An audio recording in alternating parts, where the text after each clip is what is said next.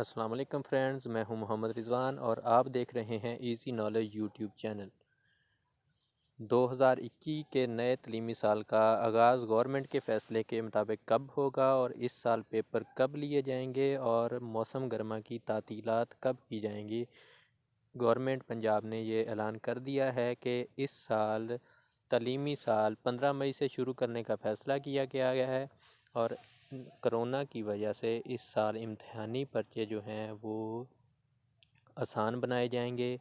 اور اس میں سے 50% نمبر جو ہیں وہ جو ہوم ورک دیا گیا تھا اس کے ہیں، اور باقی جو 50% نمبر رہتے تھے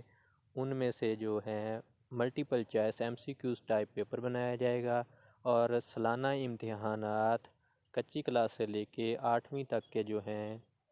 وہ اپریل کے آخری ہفتے سے لے کر مئی کے پہلے ہفتے تک شروع کرنے کا فیصلہ کیا گیا ہے۔